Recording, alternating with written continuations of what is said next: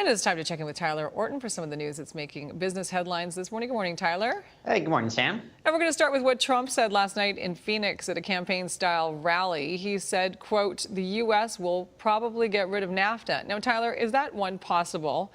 And two, if it is possible, how is that going to affect us? I'll say it's not impossible. Recall that NAFTA negotiations, renegotiations just began in earnest this week. We had some opening salvos last week from all parties involved. There's a lot of blustery rhetoric, a lot of the stuff that maybe Trump was kind of saying last night. It was involved in all parties here. If that happens in Canada, it's going to be like life-threatening to the economy, of course, because the United States is our biggest trading partner. But also think about 2/3 of U.S. states.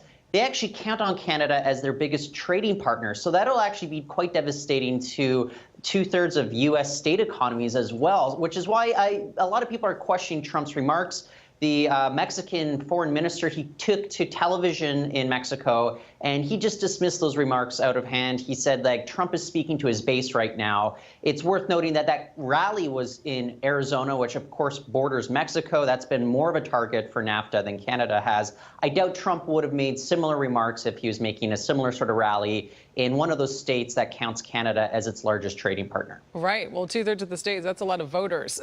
Yes. Yeah. Okay. Interesting. Well, let's talk about the Canada Pension Plan. Baby boomers are starting to retire. There are a lot of them.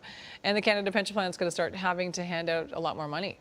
Oh, you know what? I wasn't aware that we were talking about that one, Sam, but I can follow up with you later on that. But what I do have information of with regards to, say, mortgages, we have a lot of people are being better with their payments, according to new data from TransUnion.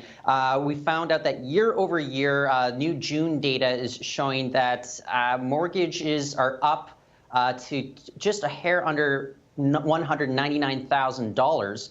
At this point, that means it's going up by 4.8% compared to the same period a year ago. The good news here is that delinquency rates are actually falling as well. They fell 4 basis points to 0.56%, which means that we see the Canadian economy is improving quite a bit ever since that 2014 oil shock. When TransUnion was putting out similar numbers just a few years ago, we were seeing that Alberta especially was having a real tough time with those delinquency rates. So going forward, we can expect, even though real estate prices are going up, mortgages are going up, it looks as if the Canadian economy is on more solid ground at this point. Well, that is some good news. Thank you, Tyler. If you'd like some more information, you can head to BIV.com.